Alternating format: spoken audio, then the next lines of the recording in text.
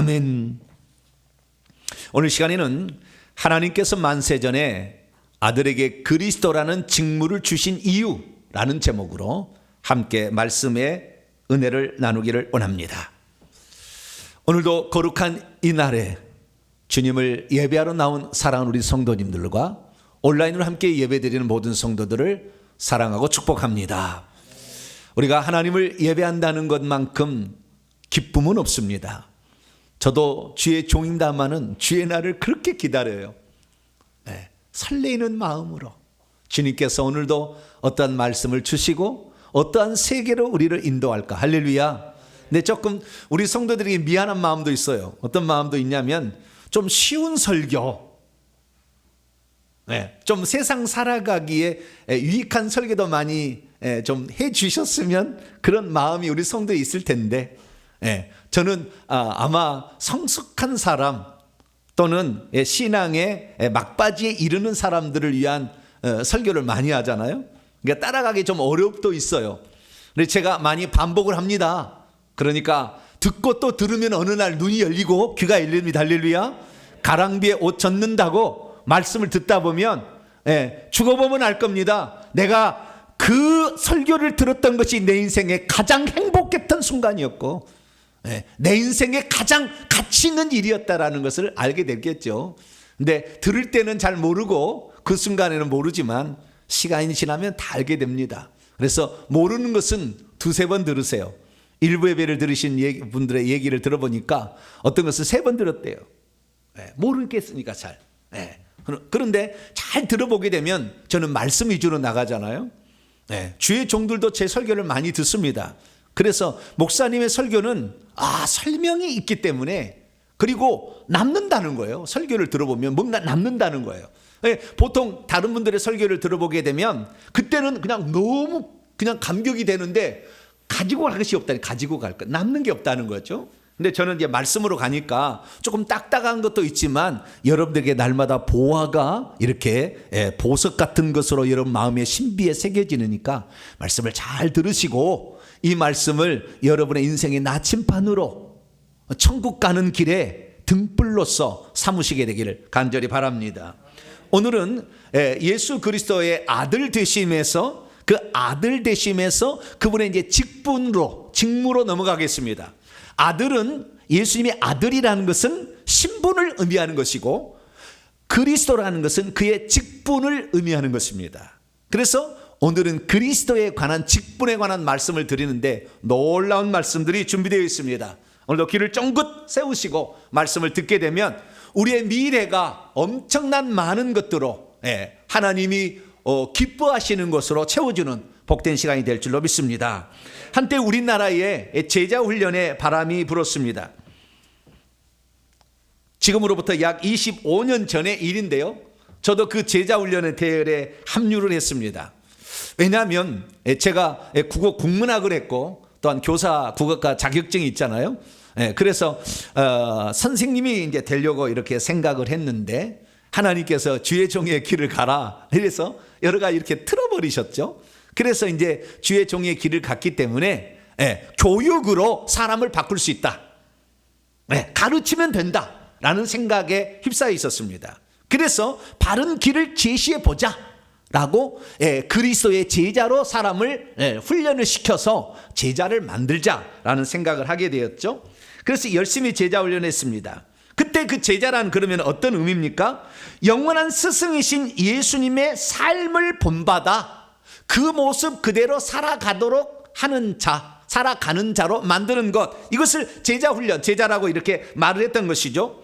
그래서 이 세상 속에서 성숙한 그리스도인을 만들자 라는 그 모토에 의하여 저도 이 제자 훈련을 많이 실시를 했습니다. 그리고 많은 제자들을 배출을 하게 되었죠. 그래서 이 제자를 이렇게 만들어 갔는데 지금 와서 이 제자 훈련에 어떠한 그 평가를 내린다면 어떤 평가를 내릴 수 있을까를 생각해 봤어요. 근데 이 제자라는 것은 결국에 제가 많이 시켜보니까 하는 건 뭐냐면 성경을 읽고 성경을 암송하고 성경의 말씀대로 살아가도록 하는 거예요. 보통 제자 훈련이. 그런데 거기는 뭐가 빠졌냐면 영적 능력 능력을 함유하는 것이 빠졌어요. 무슨 말이냐면 이 제자 훈련을 받아가지고는 귀신을 못 쫓아내고 귀신을 분별을 못하는 것입니다. 그런데 귀신이 얼마나 우리에게 중요합니까? 우리가 천국 못 가도록, 우리가 이 땅에 가난과 저주로 살도록 몰아가는 놈들이, 이름들이 보이지 않는 세력이지 않습니까? 그런데 이 제자 훈련 어떠한 과목에도, 어떠한 과에도 귀신에 대해서 가르쳐준 데가 없습니다. 천사에 대해서 가르쳐주고 영적 세계를 가르쳐주는 본문이 하나도 없어요, 제자 훈련에. 그러니까 악한 영과의 싸움에서 승리하는 것이 어려우니까 제자 훈련을 받아서 25년이 지금 한국교회는 거의 영적인 세계에서 그냥 망하게 생겼어요. 아무것도 모르는 거예요. 성경 잘 암송하고 성경 뭐 좀 안다 그러면 그것이 제자 훈련이 되는 것처럼 그렇게 돼버리고 말았던 것이죠. 특별히 이 제자 훈련 과목에 천국과 지옥은 아예 나오지도 않습니다. 그리고 우리가 천국 가기 위해서는 믿음뿐만 아니라 회개가 중요하다는 이런 과가 존재하지 않아요. 그렇기 때문에 제자 훈련을 많이 하게 되면 어떤 목사님은 그러는 거예요. 제자 훈련 시키지 말라는 거예요. 왜 그러냐면 머리만 커진 사람들을 만든다는 거예요. 지식이 교만하게 하기 때문에 그런 거죠. 실제적으로 그 영적 세계를 우리가 알아서 준비를 해야 되는 거 아닙니까? 우리가 그리스도인이, 하나님이 이 세상을 창조한 목적은 무엇이고 사람을 창조하는 목적이 무엇입니까? 예수님을 닮아서 그냥 온유하고 겸손한 사람으로 그냥 살아가면 되는 것입니까? 그게 아니잖아요. 우주를 만든 목적, 인간을 만든 목적은 창세전에 하나님의 어떤 계획이 있었잖아요. 그건 결국에 우리가 천국에 들어가는 것이고 하늘나라의 상속자가 되게 하는 거잖아요. 그러면 제자 훈련이라는 것은 어떻게 천국에 들어갈 수 있으며 천국이라는 것이 어떻고 천국에서 우리는 어떤 지위를 얻게 되며 그 지위를 얻게 되는 것을 우리가 얻으려면 어떻게 살아가는 것인가, 이것을 훈련을 시켜야 될 거 아니에요? 그런데 제자 훈련에는 이런 것들이 빠져 있습니다. 한국교회에서 훈리는 제자 훈련은 그냥 온순한 사람, 착한 사람, 선한 일을 하는 사람, 그리고 그리스도를 위해서 고난받는 거, 이런 거 좀 참아내는 사람, 이 정도로 끝나가고 있었던 것이죠. 그러나 우리가 진정 우리 그리스도인들이 훈련해야 될 것은 다른 것이 아닌 거죠. 교회 나와서 이 보이지 않는 영적 세계 이들과의 싸움에서 승리해야 결국 우리가 천국에 들어가게 될 텐데, 그런 싸움을 싸울 수 있는 방법들과 무기들을 알려주고, 우리가 그렇게 하기 위해서는 무엇을 지금 해야 되는 것인가를 정확히 알려주게 될 때, 그래서 내가 제자훈련 졸업했고 사역훈련 졸업해서 나는 졸업했다, 졸업장이 중요한 게 아니라 정말 천국에 들어가는 합당한 자로 준비시켜주는 자, 아니 천국에 들어갔을 때 하늘의 상속자가 되게 해주는 자, 이런 훈련이 우리에게 필요한 것입니다. 그래서 저는 이 하나님께서 만세전에 천지 만물을 창조하기도 전에, 천사를 창조하기 전에 하나님께서 먼저 아들을 낳으셨는데, 그 아들을 왜 낳으셨는지를 통하여서 결국에 하나님의 뜻을, 하나님 만세전의 계획을 말씀드렸습니다.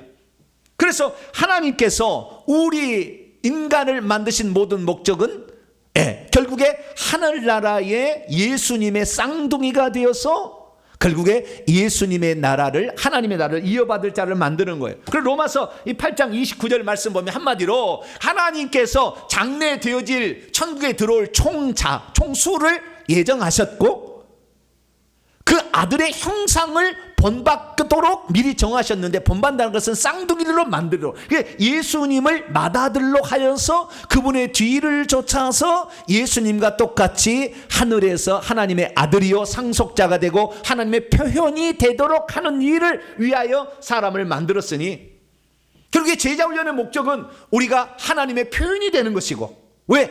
하나님께서 먼저 아들을 낳으신 것은 디모데서 6장 16절에 하나님은 볼 수가 없고 보이지도 않는 것인데, 천지 만물을 창조했더니 자기를 만드신 분은 영원히 볼 수 없어서 다른 것을 자기 주인이라고 섬기면 안 되잖아요.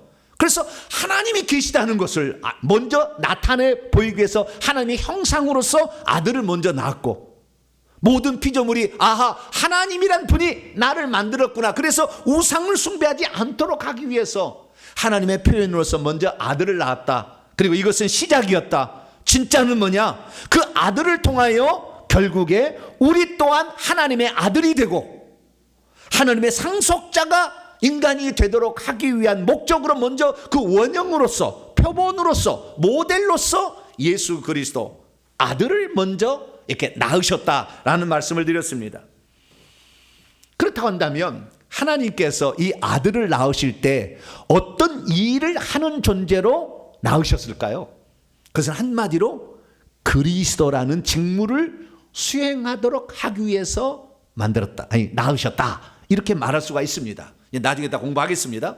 그래서 그리스도라는 직무를 수행할 자로서 아들을 낳으셨는데, 그럼 그리스도의 직무는 대체 무엇이며, 하나님께서는 수많은 직분들과 직무들이 있을 텐데 왜 아들에게는 그리스도라는 직무를 위임을 하셨겠는가?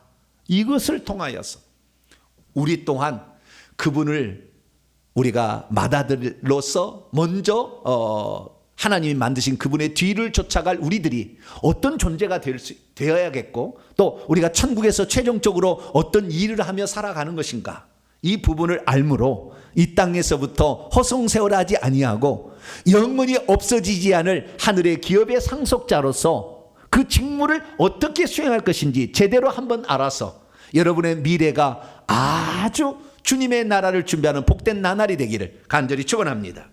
자, 그렇다면 오늘 본문 말씀은 어떤 말씀일까요?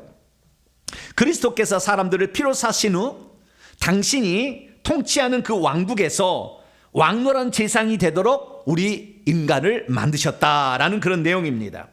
왜 하나님께서는 천국을 성도들의 나라라고 말씀하지 아니하시고 그리스도의 나라라고 말씀하고 있는 것일까요?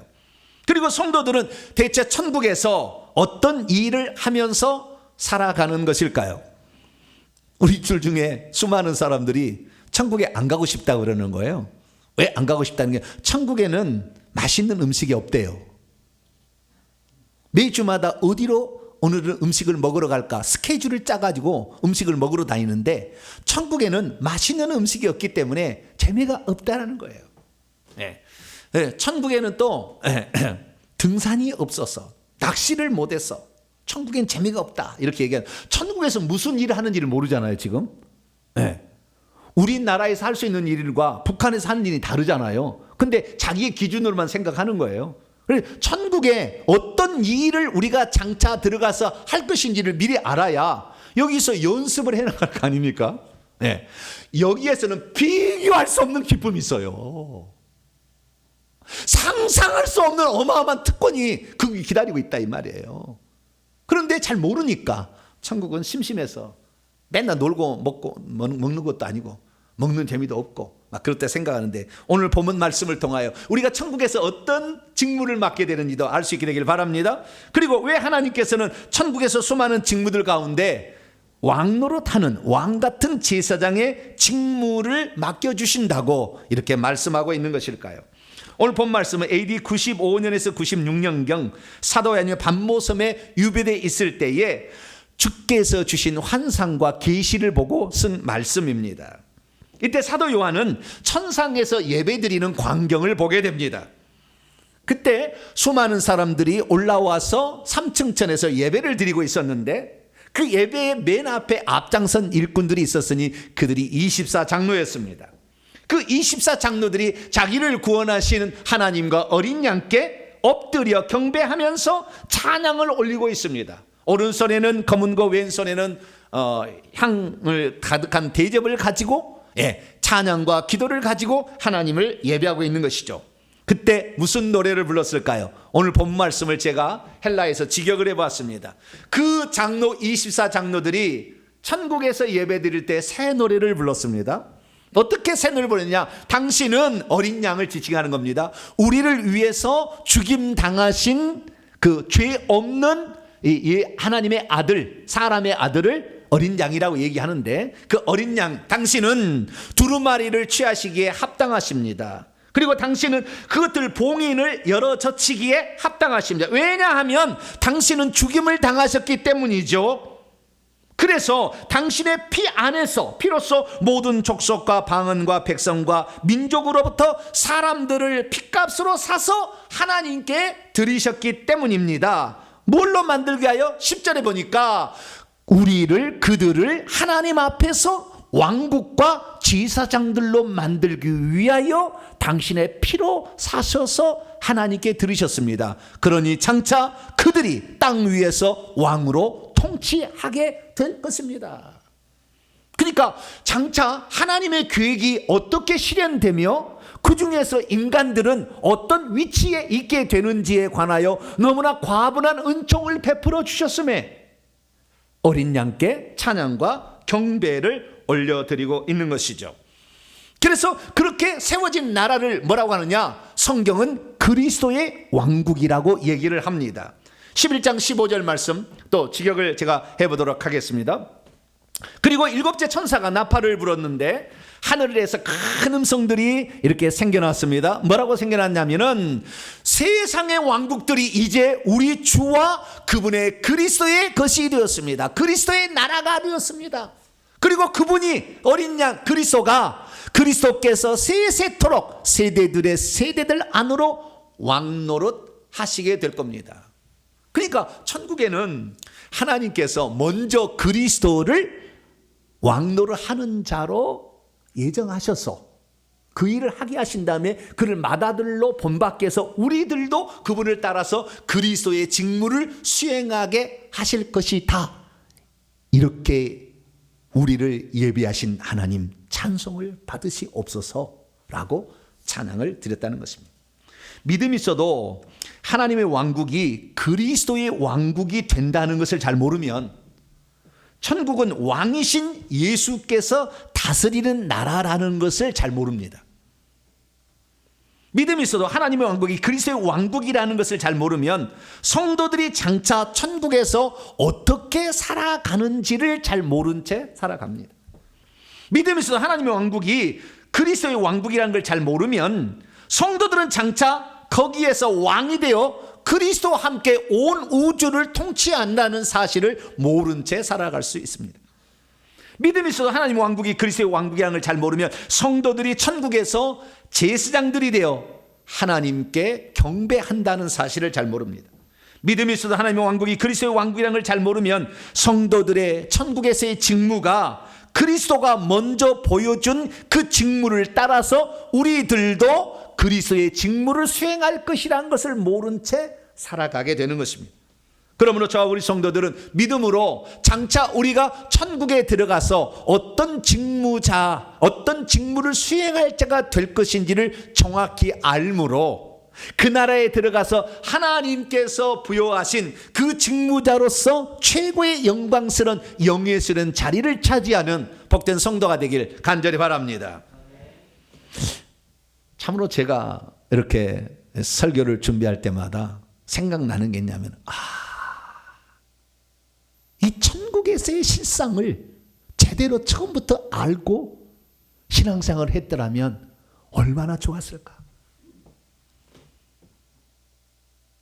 우리는 세상에서도 들을 수 있는 건강히 사는 것, 지혜롭게 사는 것, 인간관계 잘하는 것, 사람에게 화목하게 사는 것, 그건 세상에서 배울 수 있어요.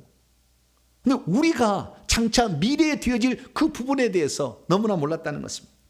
여러분, 우리는 분명한 알 수 있는 사실은 결국에 우리가 어떻게 되냐면은 하나님의 형상의 모양으로, 하나님의 형상으로서 아들을 먼저 낳았고 그 모양으로 아담을 지었는데 원래는 하나님의 형상으로 변화시키기 위하여 지었다는 거죠. 결국 우리가 하나님을 표현하는 존재가 되는 것입니다. 제자 훈련이라는 것은 하나님이 어떤 존재인지를 우리를 통하여 드러내기 위함이 1차적 목적이요, 그리고 나서는 하나님의 나라를 물려받아서 그 나라를 차지해서 다스릴 자로서 우리를 만드는 것인데, 그 사실을 주님께서는 어떤 직무라는 것을 통해서 아들에게 위임했다는 겁니다. 그것이 뭐니까? 그것이 그리스도란 직무입니다. 근데 저는 정말 제가 이 설교를 준비하길 때가 최근에 때까지 무슨 생각을 했냐면 한 번도 그리스도라는 그 직무가 만세전에 예수님에게 이미 주어져 있었다는 거, 이것을 생각지 못했어요. 이 땅에 오셔서 예수께서 그리스도의 직무를 수행하셨다라는 사실 알지, 오기 전부터 이미 만세전부터 그리스도라는 직무로 예정되어 있었다는 사실을 생각지 못했어요. 그러면 그리스도라는 직무는 대체 무엇입니까? 그리스도란 말은 구약 성경의 마시아흐라는 히브리어를 헬라어로 번역한 겁니다. 마시아흐는 개역 성경, 우리말 성경에는 메시아라고 나와 있습니다. 근데 메시아라는 말이 한 번도 나와 있지 않지만 요한복음에는 1장에 보면 그것이 그리스도가 메시아다 이렇게 딱 나와요. 근데 뜻은 뭐냐면 기름 부음을 받은 자란 뜻입니다. 그래서 우리가 아들이라고, 예수님을 아들이라고 표현했을 때는 그분의 신분을 말하는 것이라 한다면, 그리스도라고 할 때는 그분의 직분을 가리키는 말이에요. 그러니까 어떤 일을 행하는 사역자를 지칭하는 표현이죠, 그리스도라는 건. 그런데 이 하나님께서는 예수 그리스도께서 성육신 하기 전에, 만세 전에 셋째 하늘에서 아들을 낳았고 그 아들에게 그리스도라는 직무를 주셨다는 것입니다. 그때에 어떻게 그러면 그리스도의 직무를 주었느냐? 성령의 기름을 부으심으로 어떤 직무를 맡기신 거예요. 그러면 그때 어떤 직무를 맡기셨는지 사실 아무도 몰랐어요.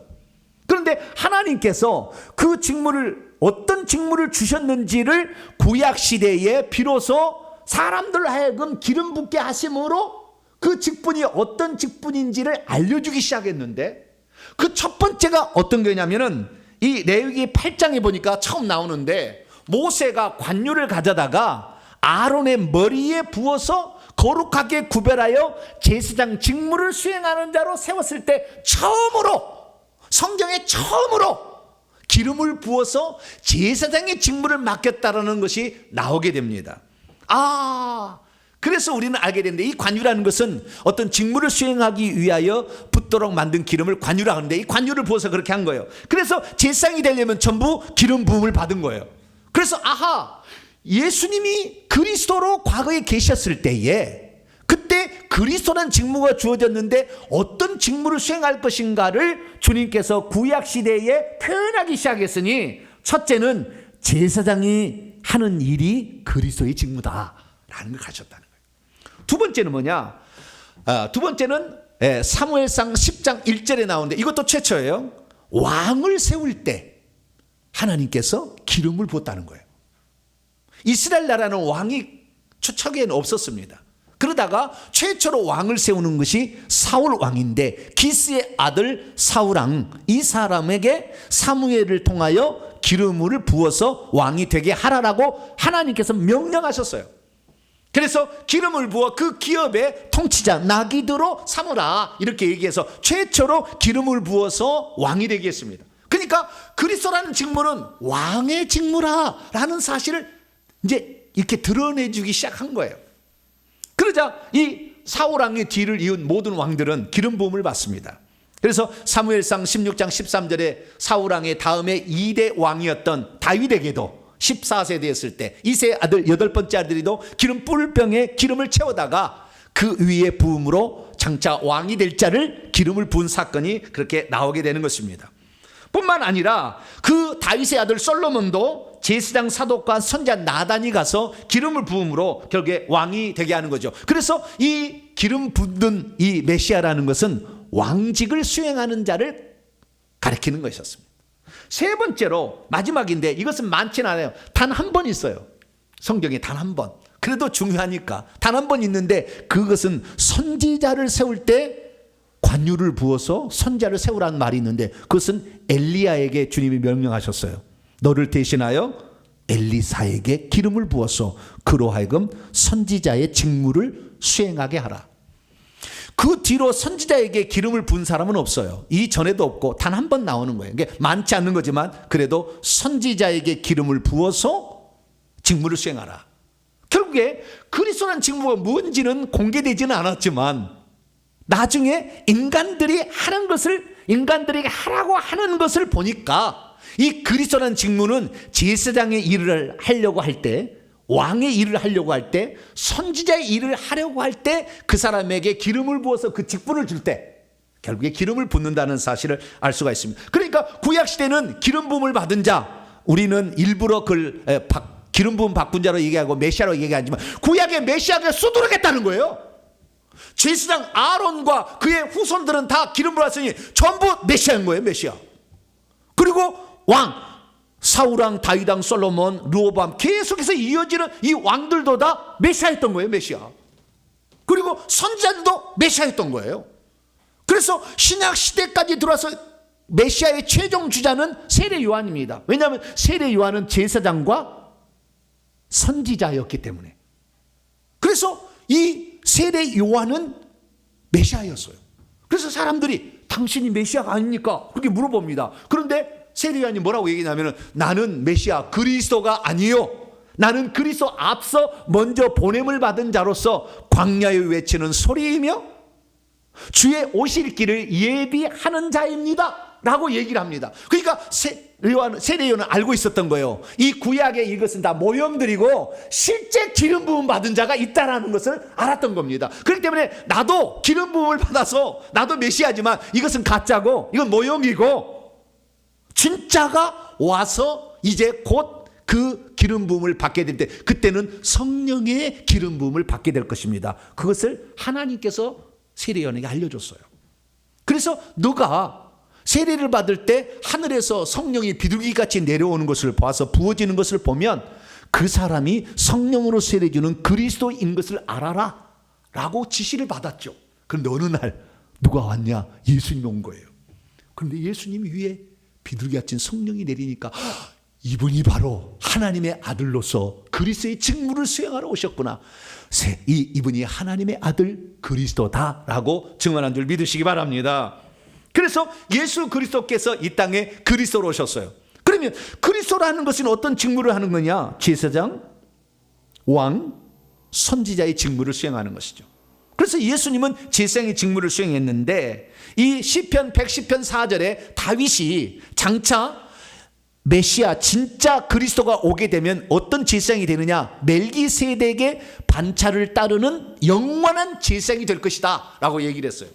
구약시대는 아론과 그의 자손들이 레위지파 사람이 제사장이 되었지만 그 제사장은 죽어버리면 그 제사 직무를 더 이상 수행하지 못하는데 영원히 제사장으로 있어서 누구든지 그에게 나아가면 죄사함을 받게 해주는 제사장이 있으니 그것은 멜기세덱의 반차를 따르는 제사장이다. 이 멜기세덱은 창세기 14장에 나오는데 창세기 14장에 나오는 그 멜기세덱은 평화의 왕 샬렘 왕으로서 지극히 높으신 하나님의 대제사장으로 나타났어요. 그러니까 그리스도의 모형입니다 이게.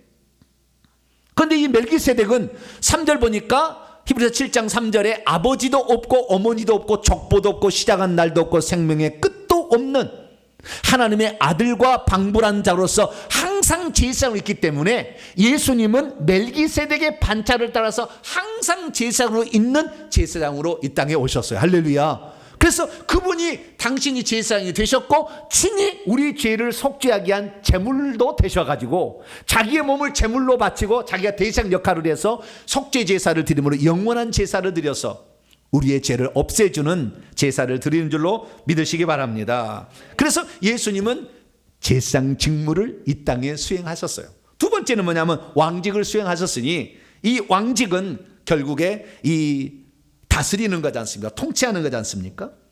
그런데 어떤 왕직이었느냐? 여러분 나중에 제가 이제 이 한 편에 또 설교가 나옵니다. 근데 간단히 제가 말씀을 드리면 구약의 왕직의 가장 대표의 예표는 다윗 왕입니다. 다윗 왕. 근데 이 다윗 왕인데 이 다윗 왕이 어떤 걸 보여줬냐면 진짜 하나님의 기름 부음을 받은 자처럼 하나님의 마음에 합한 왕으로서 살아갔어요. 많지 않아요. 그런 왕이 많지 않은데 다윗 왕이 최초였어요. 그리고 그를 능가하는 왕은 존재하지 않았어요. 그래서 예수님이 이 땅에 오셨을 때 수많은 사람들이 다윗의 자손이여 나를 불쌍히 여기소서, 그러면 다윗의 자손으로 왕으로 오시니요 이런 말입니다. 그래서 마태복음 1장에 족보가 나오는데 아브라함부터 예수님까지 42대 족보 가운데 오직 33대 손, 아담의 33대 손으로서 다윗이 나오는데 다윗 왕이라는 그 칭호가 붙어 있어요. 다윗 왕만. 그래서 그 왕통의 후손으로서 40대 만에 예수님이 태어나셨다라는 사실을 기록하고 있는 것입니다. 그래서 예수 그리스도께 태어날 때부터 동방 박사들이 와서 마태복음 2장 2절 보면 유대인의 왕으로 태어나신 이가 어디 계시뇨? 예수님이 돌아가실 때도 빌라도가 묻습니다. 네가 유대인의 왕이냐? 네가 말하였느니라. 죄패에도 유대인의 왕 나사렛 예수라고 써 있으므로 이 유대인들의 영적인 세계의 통치자로서 오셨음을 분명히 얘기를 하셨어요. 그런데 세상에 왕이 있기 때문에 이 예수 그리스도는 영적인 통치자지만 하늘의 왕이라는 걸 보여주기 위하여 동물과 식물과 천사들을 지배하셨어요. 그래서 그물을 던지라면 물고기가 그리 가서 그물에 잡혀집니다. 베드로에게 낚시를 하라 그랬더니 한 세기를 물고 있는 물고기가 와서 물어주는 거죠. 동물들을 지배하는 것입니다. 식물들을 지배하죠. 너는 이제부터 열매를 맺지 못하려 했더니 무화과 나무가 그 다음날 뿌리채 말라버리죠.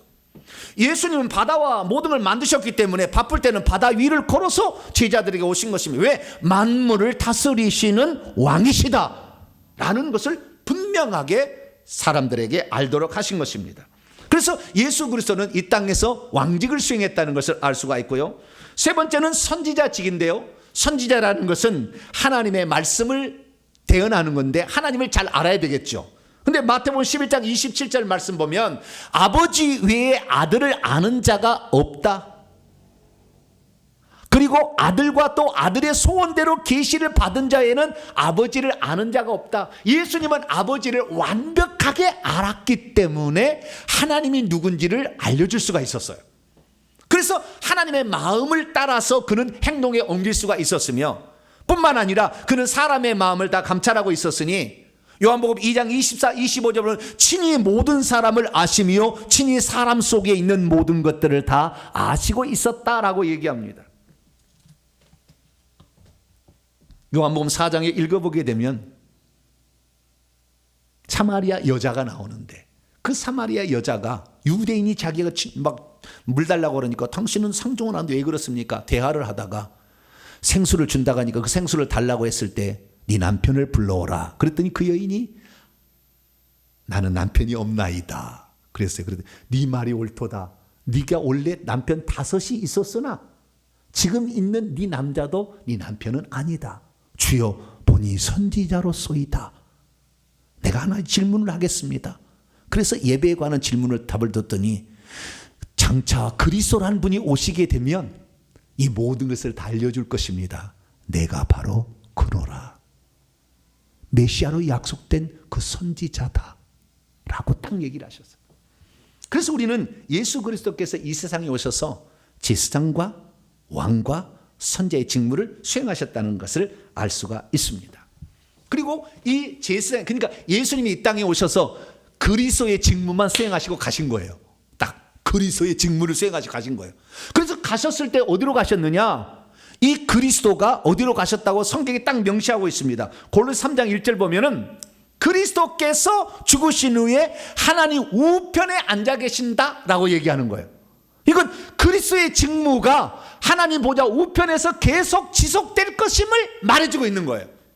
그러니까 예수님이 요한계시록에 보면 하나님의 보좌, 아버지의 보좌에 앉으셨다고 요한계시록 3장 21절에 얘기하고 있는데 이것은 예수님이 하나님이시니까 하나님의 보좌에 앉으신 것이고 예수님이 그리스도로서의 왕직의 직무를 계속 수행하시고 제사장의 직무를 계속 수행하시기 위해서는 그리스도로 존재하는 그 직무가 있으니 그것은 하나님 보좌 우편에 앉았다라는 표현을 쓰고 있는 거죠. 그러니까 예수님은 보좌 우편에 앉았다도 맞는 것이고 예수님이 하나님의 보좌에 앉았다도 맞는 것은 그분이 그리스도의 직무를 수행하실 때는 우편의 보좌에 앉아있다. 왜? 우편은 힘과 영광과 능력을 상징하는 거니까. 예, 그렇게 말씀하고 있는 것이죠. 그러면 하나님께서는 왜 아들을 만세전에 낳으실 때 그리스도란 직무를 주셨을까요? 그것은 다른 것이 아닙니다. 우리를 맏아들과 쌍둥이로 만들어서 우리들도 천국에 가서 제사장 직무를 수행하고 왕직을 수행하고 선지자의 직무를 수행하도록 하기 위한 그리스도의 직무를 수행하기 위한 원형으로서 예수 그리스도에게 먼저 그 직분을 주셨다는 것입니다. 그래서 우리는 장차 천국에 들어가면 이 세 가지 일을 하고 살 사람들이에요. 첫 번째는 무엇입니까? 그것은 제사장이 되는 것입니다. 제사장이 직무를 수행하시는 거예요. 이것저것 다 빼고 결론부터 말씀드리자면 이 제사장의 직무라는 것은 천국에서는 우리의 속죄가 필요 없는 사람들이니까 제사 안 지냅니다. 그러면 뭘 하느냐? 천국에서 제사장이라는 것은 하나님을 찬양하고 하나님을 경배하는 일을 하는 것입니다. 이게 하나님께 엎드려 경배를 드리고 그분을 찬양하는 일을 하는 거예요. 그래서 요한계시록 5장 8절 9절 보면 24장로들이 그 어린 양 앞에 엎드린다, 경배한다. 그 다음에 검은 거를 가지고 새 노래를 불러서 찬양을 올려드린다 라고 말합니다. 근데 여러분 이런 생각할 거예요. 천국에서 예배 드린다고 하니까 예배가 여러분 재미있죠? 할렐루야. 어떤 사람은 예배가 재미없어 시간만 보고 있어. 이 양반이 5분을 늦게 오늘 설교하고 있네. 이 사람 천국에서 예배한다는 것을 이 사람은 지금 이 땅에서부터 경험 못한 이 사람은 천국 예배 못할 거예요 나중에. 왜? 시간만 보고 있잖아 지금. 근데 여러분 예배를 사모한다는 게 얼마나 기쁜 일인지 천국에서 찬양을 주 앞에 올려드리거든요. 천국에는 여러분 설교 없으니까 너무 걱정하지 마세요. 천국에 설교는 없습니다. 예배 드릴 때 찬양을 올려드리는데 그 찬양이 우리야 1옥타브 내지 2옥타브 2옥타브도 도레미파솔라시도 레미가 올라가면 잘 안 올라가잖아요 우리는. 그런데 이 소양 같은 경우는 3옥타브 뭐 낸다고 그래요. 그런데 천국에 가면요 이 옥타브가 무한대요. 10옥타브 막 올라가 버립니다. 그 찬양이 쫙 나가잖아요. 그러면은 그 찬양 소리에 우리의 모든 마음이 완전히 녹아버립니다. 그 황홀과 그 기쁨은 이는 말할 수 없어요. 천사들과 우리가 그런 아름다운 찬송을 드리는데 주님께서 그것을 기뻐하시고 받으시는 그 장면을 보게 되면 그냥 오늘 죽어도 여한이 없는 그런 아름다운 예배와 찬송을 드려요. 할렐루야.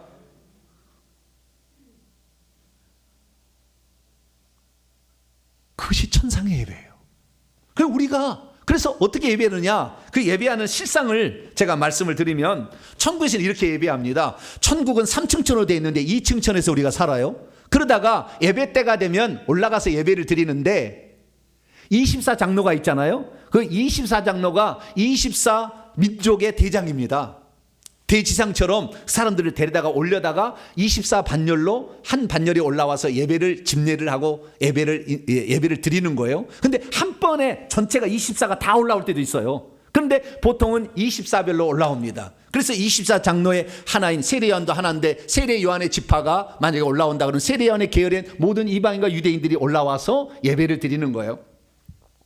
그때 그 예배를 드리게 될 때 이 24장로가 맨 앞에 서고 그 다음에 14만 4천 명 중에서 세례 요한 24지파에 해당되는 사람들이 올라오고 그 뒤에 서서 예배를 드리는 사람이 올라와서 예배를 드려요. 그 예배를 드리는데 이때에 이 면류관을 쓰고 있는 사람들은 14만 4천 명에 앉아있는 사람들 중에 면류관을 쓰고 있어요. 대부분. 면류관도 앞쪽일수록 20개 이상까지 쓰고도 있습니다. 무겁지 않습니다. 천상의 개념이에요. 그래서 그 면류관을 쓰고 있다가 예배 드릴 때 그 면류관을 벗어서 오직 어린 양이신 당신 때문에 내가 이 자리에 왔습니다. 영광을 받으시옵소서. 이렇게 할 때 그 하나님과 나의 교통이 일어나면서 밀려오는 그 기쁨과 평강은 상상할 수 없는 음식 갖고 비교가 안 되는 그런 기쁨이 이 언저리에서부터 이렇게 해서 올라가는 거예요. 그러면 그 한 번만 예배를 드려도 모든 필요가 다 없어져. 할렐루야. 여러분들 아구찜 먹어야 필요가 없어집니까? 그렇지 않아요? 천국에 가면은 예배를 드리면 그 모든 것이 다 사라지는 기쁨과 이것으로 가득 차게 된다는 것이죠. 그래서 천국에서 예배를 드리는데 그런데 여러분 이 사실을 아셔야 돼요. 요한계시록 14장 3절에 보게 되면 새 노래를 부르는데 땅에서 속량함을 입은 14만 4천 명밖에 이 노래를 배울 자. 여러분 24장로만 부르는 노래가 요한계시록 5장에 나와 있고 그 다음에 요한계 14장에 보면은 14만 4천 명에 속한 자만 예배드리는 노래가 따로 있어요. 그리고 서서 예배를 드리는 수많은 허다한 무리들이 예배드리는 예배 찬송이 따로 있어요. 여러분들은 어떤 노래를 부르시겠어요?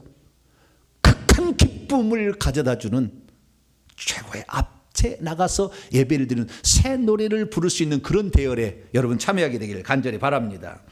두 번째는 왕직을 수행하는 거예요. 우리 그리스도인들이 천국에 가서 이것을 보여주려고 그리스도를 먼저 예수님으로 보여주게 된 것입니다. 그러면 우리가 천국에서 왕직을 수행한다는 것은 어떤 것을 수행하는 것일까요? 많은 사람들이 생각할 때 모든 믿는 사람은 천국에 들어가면 왕 같은 제사장이 된다 이렇게 생각하는데 그것은 실상을 모르고 하는 얘기입니다. 왕 같은 제사장을 만드는 것은 하나님의 계획이지만 거기에 다 참여할 수는 없어요. 천국에 들어가는 모든 사람들은 다 예배 드리는 자이기 때문에 제사장이 됩니다. 그러나 왕 같은 제사장이 있다는 것은 종 같은 제사장도 있다는 걸 아셔야 돼요. 섬기는 자로서 참여하는 제사장이 있고 다스리며 통치하는 자로 참여하는 제사장이 있다는 거예요. 그러니까 우리의 천국에서의 신분의 최고의 꼭대기는 왕직입니다. 왕직을 수행하는 자가 돼야 되는 거예요.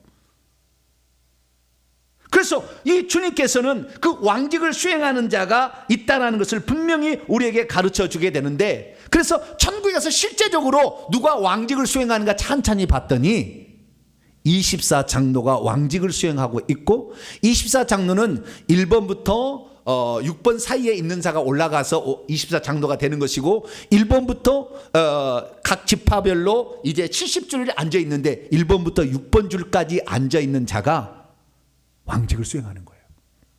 나머지는 면류관을 쓰고 있고 자기 집에 섬기는 자가 와서 도움을 받지만, 그러나 그 왕직을 수행한다는 것이 두 종류가 있는 거예요. 사실은 하나는 자기 집에 섬기는 자가 와서 자기를 섬기는 자가 있다는 개념과, 또 하나는 예루살렘 성 밖에 나가서 전 우주의 별들을 통치하는 그런 왕들도 있어요.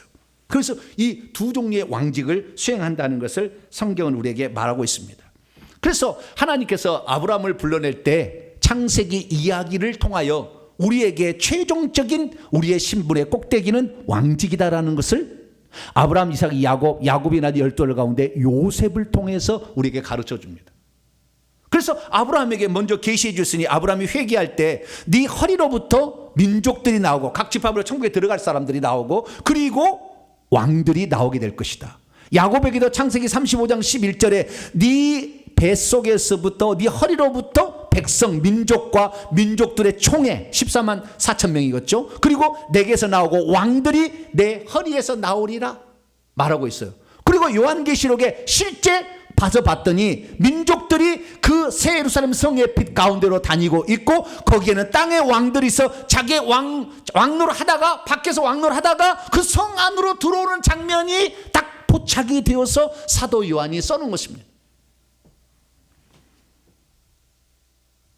그래서 우리는 천국에 들어갈 때에 그렇구나, 모두가 다 제사장으로 참여하지만 왕직의 직무를 수행할 자는 그 중에 선별된 자구나라는 생각을 할 수가 있는데, 저와 여러분은 기왕이면 천국에 들어갔을 때 왕직을 수행하는 자가 되기를 축원합니다. 그러면 선지자 직무를 수행하느냐? 선지자의 직무는 수행하지 않습니다. 왜냐하면 천국 가면은 신적 지식이 다 임해버립니다. 그래서 더 이상의 하나님을 알 필요도 없어. 다 알아버려요. 그래서 사람들도 누군지 다 알아요. 언어가 다르고 피부가 다르고 시대가 달라도 다 아는 것입니다. 고린도 13장 12절에 바울이 얘기했습니다. 그때에는 얼굴과 얼굴을 대하여 다 보게 될 것이며 지금은 내가 부분적으로 알지만 그때는 주님이 나를 아신 것처럼 나도 속속들이 다 알게 될 것이다 라고 말하기 때문에 천국에 들어갔을 때 선지자의 직무는 없습니다. 그래서 이 땅에 단 한 사람만 선지자의 직무에 기름 부었던 거예요. 다른 사람 기름 붓지 않았어요. 결국에 우리가 여기서 알 수 있는 사실은 천국에서 우리 성도들은 두 가지 직무를 수행한다는 겁니다. 하나는 제사장의 직무를 수행해서 어린 양과 보좌에 계신 하나님께 경배하며 찬양을 올리는 것이죠. 그래서 24장로들이 보좌에 앉으신 하나님과 어린 양께 엎드려 경배하며 자기의 면류관을 벗어서 예배를 드리게 됩니다.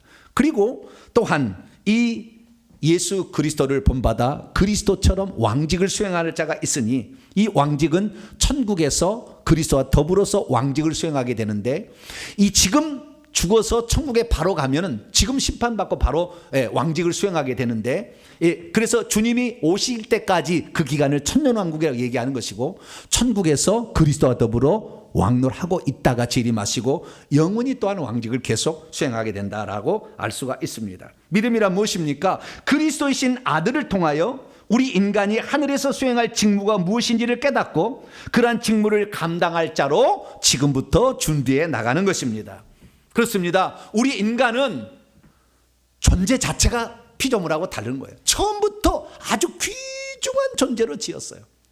그리스도의 쌍둥이로서 하나님을 표현하는 존재, 하나님의 상속자가 될 뿐만 아니라 그 중에서 하나님 나라를 이어받아서 통치할 왕적 존재로서 우리를 지었기 때문이죠. 저 여러분은 지금 어떤 자로 준비하고 있습니까? 단지 이 세상 속에서 빛과 소금으로 살아가자, 우리가 그리스도의 온전한 성품으로 온유하고 겸손히 살아, 이것이 아닌 거예요. 이것은 코끼리가 있는데 코끼리 다리를 만져보고 큰 나무다, 코끼리의 코를 만져보고 구멍이 크게 2개 뚫렸네, 맞죠? 그것도 코끼리죠. 전체를 보지 못하니까 그것만을 보게 되는데, 여러분은 우리가 장차 천국에서 들어갈 그 신분 뿐만 아니라 그 직무가 어떤 것인지를 정확히 알 수 있게 되기를 축원합니다. 그래서 우리가 그때 우리가 받을 그 신분, 그 신분의 최고는 왕노를 하는 자인데, 이 왕노를 하는 자를 하나님이 다 예배해 놨어요. 그래서 다음 시간에 더 자세히 제가 풀어가겠습니다만은 하나만 예화를 하고 마치겠습니다. 창세기에는 이 모든 그림이 다 있는데, 그 아브라함, 이삭, 야곱은 성부, 성자, 성령에 대한 예표고, 이 야곱은 성령의 사람들 가운데에 왕노를 할 자가 누군지를 야곱의 아들 중에 요셉을 통해 알려줬어요. 근데 그 요셉은 어떤 자였느냐? 요셉은 꿈꾸는 자라고 말합니다. 어떤 꿈을 꿨느냐? 요셉이 꿈을 많이 꿨어요. 얼마나 꿈을 많았으면 꿈쟁이라 했겠어요. 그런데 2개의 꿈만 딱 성경에 창세기 37장에 기록되어 있어요. 첫 번째 꿈은 뭐냐면 형들의 곡식단이 요셉의 곡식단에게 절하는 꿈이었어요. 이게 첫 번째 꿈이고, 두 번째 꿈은 해와 달과 별들이 자기에게 절하는 꿈을 꿨습니다. 그러면 이 형들의 곡식단이 자기에게 절하는 꿈을 통해서 그 형들이 뭐라고 해석을 했냐면, 네가 참으로 우리의 왕이 되겠느냐? 참으로 우리를 다스리게 되겠느냐? 그 형제들의 왕이 된다는, 그 형제들은 섬기는 자고 요셉은 왕이 된다는 정확한 표징을 꿈으로 보여준 것이고, 두 번째는 저 은하계에 속한 해와 달과 수많은 별들을 다스리는 왕노를 하는 자로서 그런 자가 있다라는 것을 이 2가지 꿈을 통해서 정확히 계시를 해놓은 거예요. 어떤 자는 천국에 들어가서 섬기는 자로 참여할 거예요. 바울의 집에 가서 섬긴다면 얼마나 영광스럽겠어요? 천국에서 섬기는 자가 된다고 해서 비천하지는 않습니다. 전혀 그건 없습니다. 그러나 섬기는 자로서 들어갈 자가 있고 왕노하러 들어갈 자가 있으며, 뿐만 아니라 그 중에 왕들은, 어떤 왕들은 밖에 나가서 우주의 별들과 은하계를 통치하는 자들도 결국에 생기는 것이에요. 여러분은 지금 어떤 자로 준비되어 가고 있습니까? 우리는 철장 권세로 이 민족들과 그리고 이 철장 권세로 목양하는 거지만, 철장 권세로 우주 만물을 다스리는 복된 자로 준비할 수 있기를 축원합니다. 내가 이 땅에 사는 것, 제자 훈련을 받는 것인데, 그 제자는 하늘의 왕노를 할 자로서 나를 지금 준비해 나가는 것입니다. 어떻게 왕노를 할 것인가? 그 부분은 다음 주에 계속하도록 하겠습니다. 기도하겠습니다. 거룩하신 하나님 아버지, 우리가 이 땅에 인간으로서 태어났는데 어떤 길을 가야 될지, 그리고 우리가 어떤 존재가 되어야 될지를 모른 채 수많은 사람들이 오늘도 세상을 살아갑니다. 그러나 우리는 우리가 죽은 다음에 우리가 누릴 영원한 영광의 나라가 있음을 알고 그 나라를 잘 준비해가는 저희들 되게 주옵소서. 우리 주 예수 그리스도의 이름으로 기도하옵나이다.